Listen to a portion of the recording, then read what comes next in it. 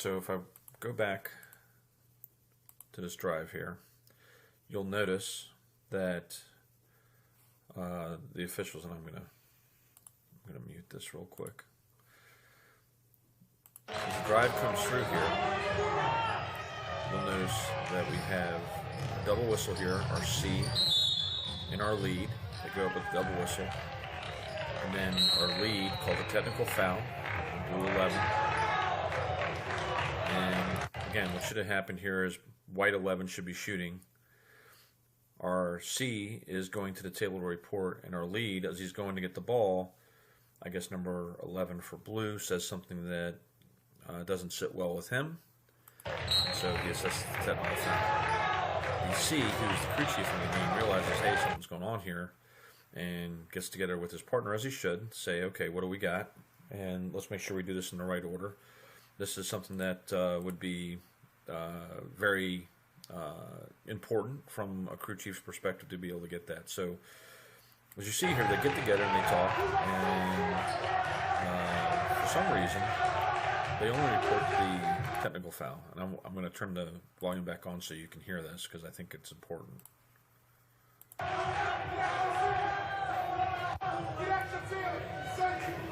Technical foul on John Shannon, number 11, for unsportsmanlike conduct.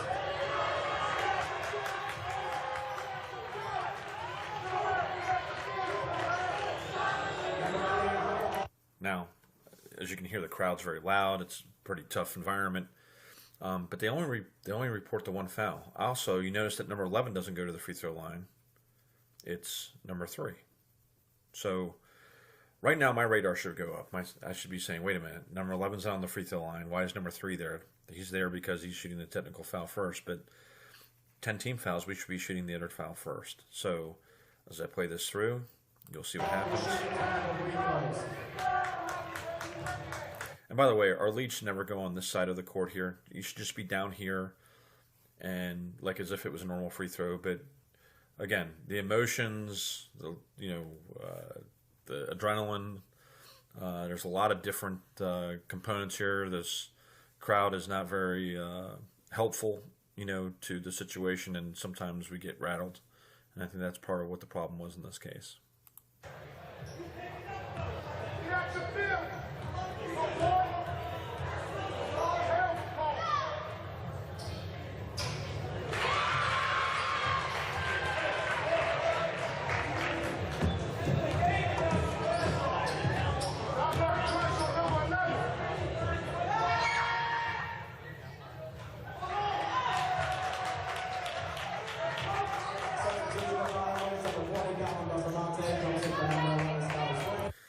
So now we're just all discombobulated. We got officials running across the court, diagonal.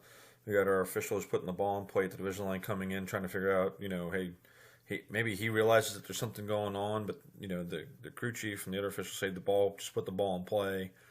So I mean, it's just a bad situation. So we'll forward it here because I want you to think about the statute of limitations. When does the statute of limitations start, and when does it end on a correctable error? So remember, correctable error happens. It must be corrected by the time the second live ball happens after the clock is properly started. So let's go through that piece.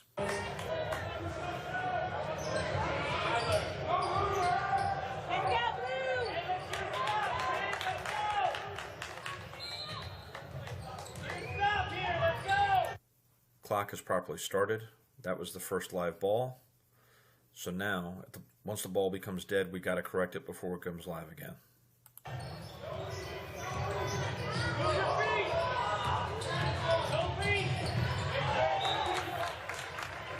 Now we must correct it. However, there's another side story here. If I want you to take a peek here at the bench, the assistant coach has informed the head coach, hey, we should have gotten 2 more free throws.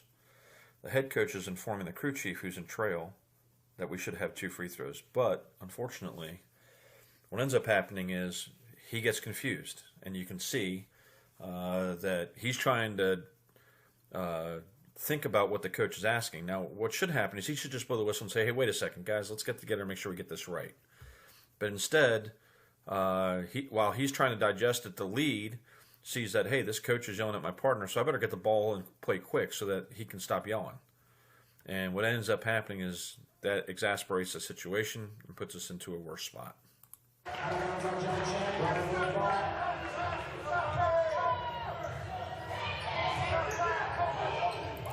The ball is live.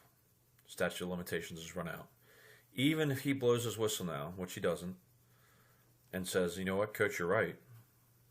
Second live ball has occurred. So now we've blown a rule. So let's see what happens next.